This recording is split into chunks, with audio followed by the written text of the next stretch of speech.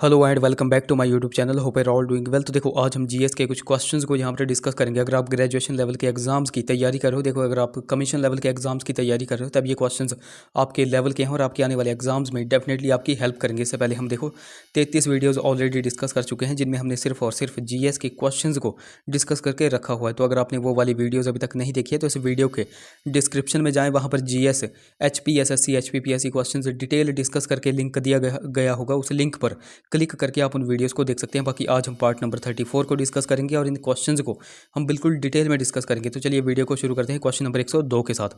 बाकी वीडियो को शुरू करने से पहले इस वीडियो को लाइक जरूर कर दें। क्वेश्चन नंबर हमारा 102 है, the most famous Indo Greek ruler to rule over India noted for his justice and popularity with his subject was. तो एक सर्वाधिक प्रसिद्ध इंडो ग्रीक राजा जिसने भारत पर राज किया और न्याय और प्रजा में लोकप्रियता के लिए जाना जाता था, तो वह कौन सा था? तो वो था मिनांडर। ऑप्शन बी देखो यहाँ पर करेक्ट हो जाएगा। अब देखो मिनांडर क्या था? तो यह इंडो ग्रीक रूलर था। ये आपको पहले नोट रखना है।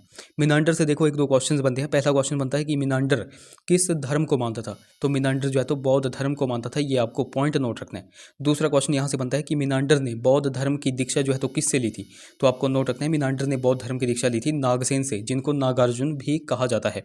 और नागसेन और मिनांडर के बारे में चर्चा की गई है किस पुस्तक में? तो वो की गई है मिलिंद पन्हो पुस्तक में। तो ये भी आपको नोट रखना है।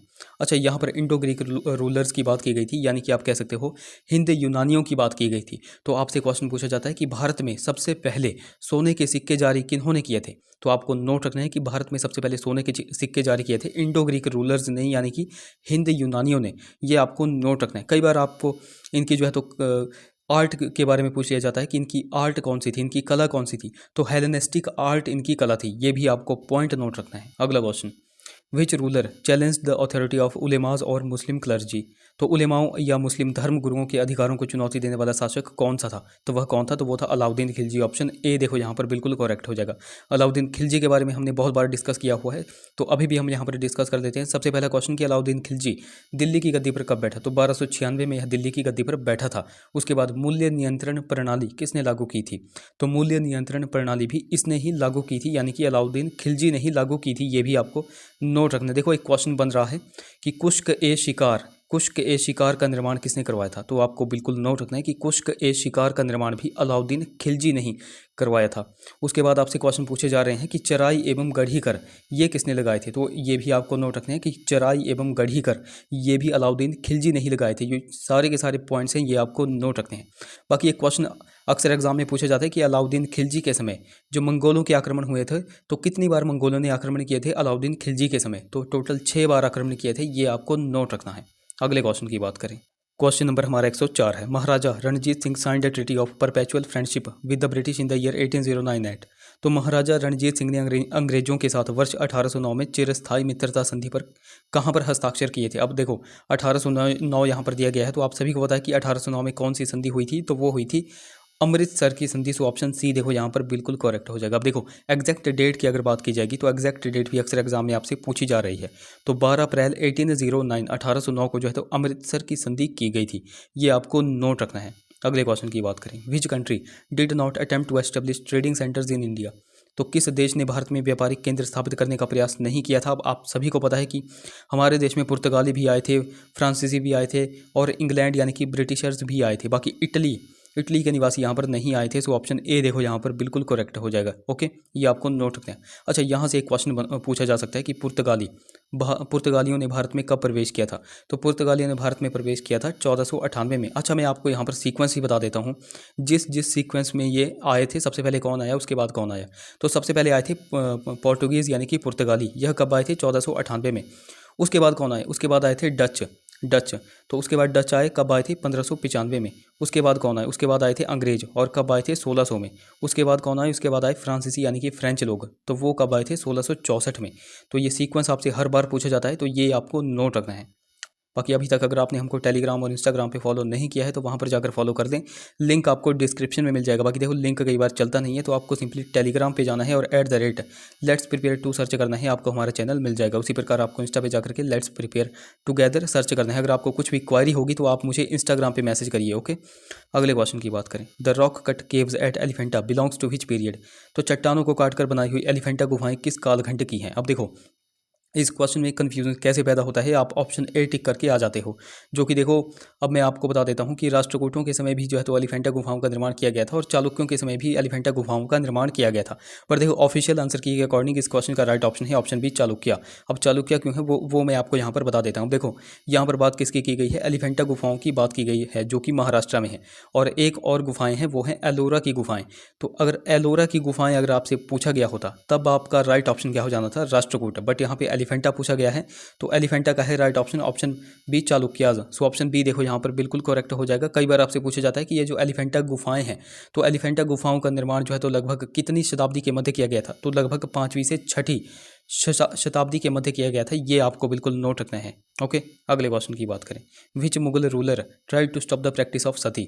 तो सती प्रथा को किस मुगल शासक द्वारा रोकने का प्रयास किया गया था, तो ऑब्वियसली अकबर। ऑप्शन ए देखो यहाँ पर बिल्कुल करेक्ट हो जाएगा। अच्छा, अकबर जो है तो दिल्ली की राजगद्दी पर कब बैठा था और इसकी मृत्यु कब हुई थी, ये आप नीचे कमेंट्स में बता दो। बाकी देखो, ये तो हमने बात कर ली मुगलों की, कि किस मुगल शासक ने सती प्रथा को रोकने की प्रयास की थी। अगर आपसे क्वेश्चन पूछा जाएगा कि आधुनिक भारत में किसने जो है तो सती प्रथा को रोकने का प्रयास किया था, तो आधुनिक भारत में आपको एक नाम नोट रखना है, वो है राजा राम मोहन राय। तो राजा राम मोहन राय के प्रयासों से ही जो है तो भारत में कुछ क्षेत्रों में जो है तो सती प्रथा को कानूनी रूप से समाप्त किया गया था। तो कब किया गया था, ये आपसे क्वेश्चन पूछा जाता है। तो देखो, एग्जैक्ट डेट की अगर बात की जाएगी तो 4 दिसंबर 1829 को देखो। और किस गवर्नर ने जो है तो इसको समाप्त किया था, तो लॉर्ड विलियम बेंटिंग ने। देखो, भारत के कुछ क्षेत्रों में, यानी कि सभी क्षेत्रों में आप कह सकते हो जो ब्रिटिश भारत के क्षेत्र थे, तो सभी क्षेत्रों में सती प्रथा को कानूनी रूप से समाप्त कर दिया था। कब किया था, 4 दिसंबर 1829 को। ये आपको पॉइंट बिल्कुल नोट रखना है। अगले क्वेश्चन की बात करें।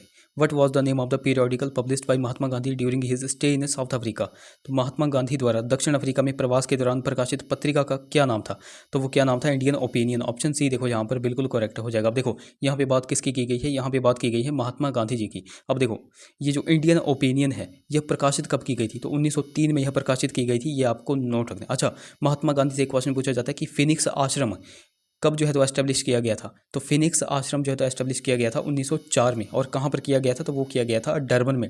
डरबन कहाँ पर पड़ता है, तो वो पड़ता है साउथ अफ्रीका में। उसके बाद आपसे क्वेश्चन पूछा जाता है कि हिंद स्वराज पुस्तक किसने लिखी है, तो देखो, हिंद स्वराज पुस्तक लिखी है महात्मा गांधी ने। और कब लिखी है, 1909। ये डेट्स आपके लिए इंपॉर्टेंट है। अगर आप एनटी वगैरह के एग्जाम्स की तैयारी कर रहे हो तो ये डेट्स आपके लिए इंपॉर्टेंट है।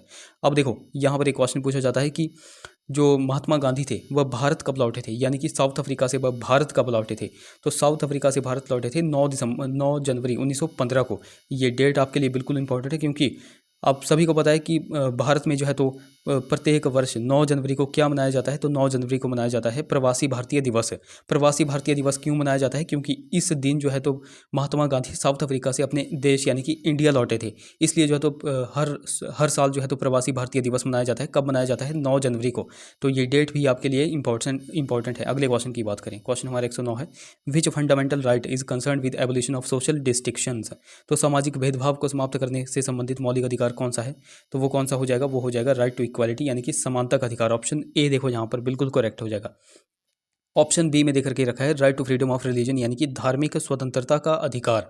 तो यहाँ से आपसे क्वेश्चन पूछा जाता है कि धार्मिक स्वतंत्रता के अधिकार का वर्णन किस आर्टिकल में किया गया है, तो आर्टिकल 25 से लेकर के 28 तक धार्मिक स्वतंत्रता के अधिकार का वर्णन किया गया है। अच्छा, ऑप्शन सी में है शोषण के विरुद्ध अधिकार। तो शोषण के विरुद्ध अधिकार यह किस आर्टिकल में कहा गया है, तो आर्टिकल 23 से लेकर के 24 तक शोषण के विरुद्ध अधिकारों के बारे में वर्णन किया गया है। उसके बाद ऑप्शन डी में देखो सांस्कृतिक एवं शिक्षण अधिकार।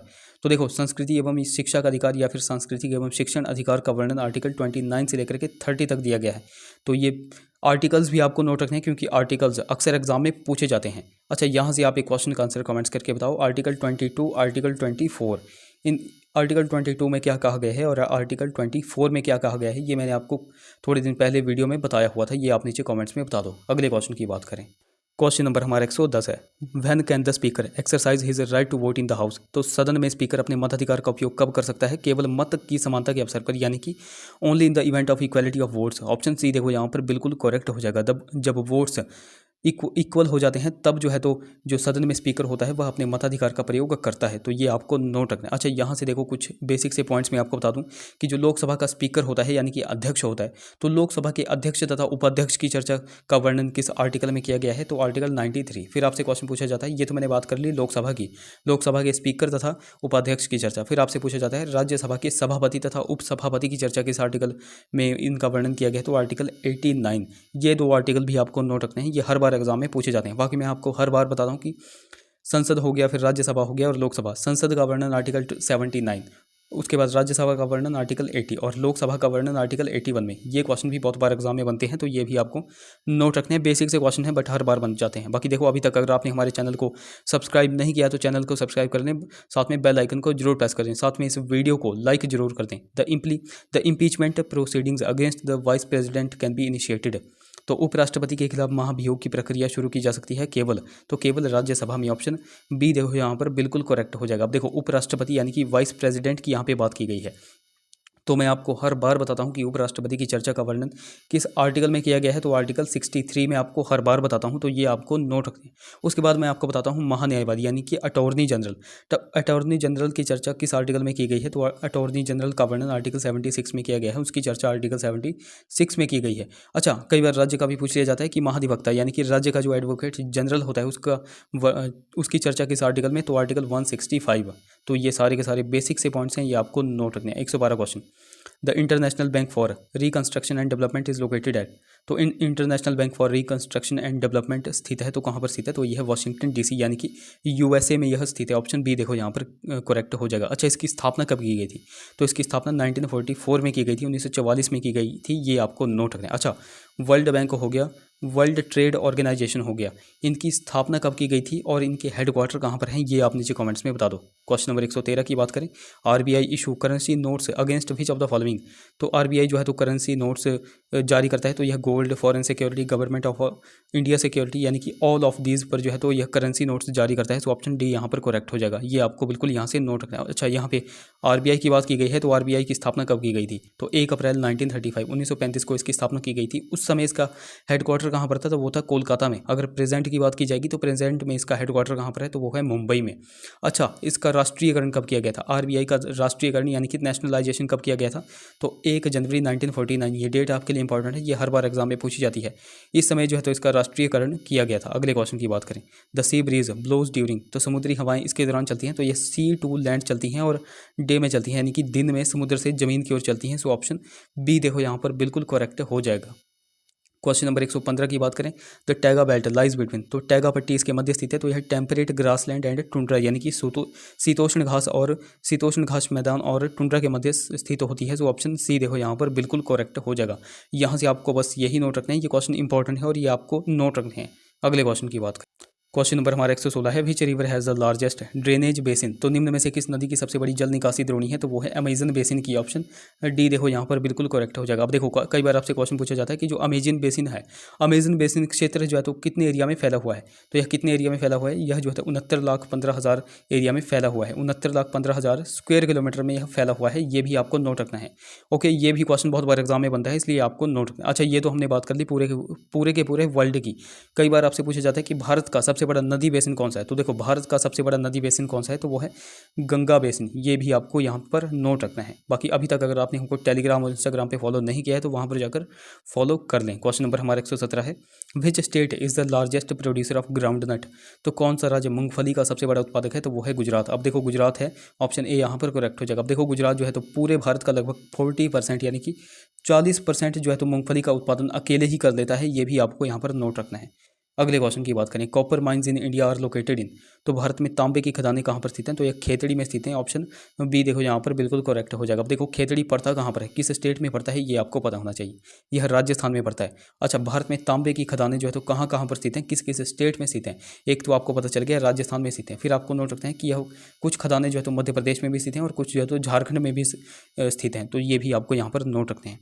तो देखो गाइस, ये थे हमारे कुछ क्वेश्चंस। आई होप वीडियो आपको इन्फॉर्मेटिव लगी होगी। अगर वीडियो अच्छी लगी है तो जरूर से इसे लाइक करें, शेयर करें, चैनल को सब्सक्राइब करें, साथ में हमें इंस्टाग्राम और टेलीग्राम पे फॉलो करना बिल्कुल ही ना भूलें। तो चलिए मिलते हैं अगली वीडियो में। Till then take care.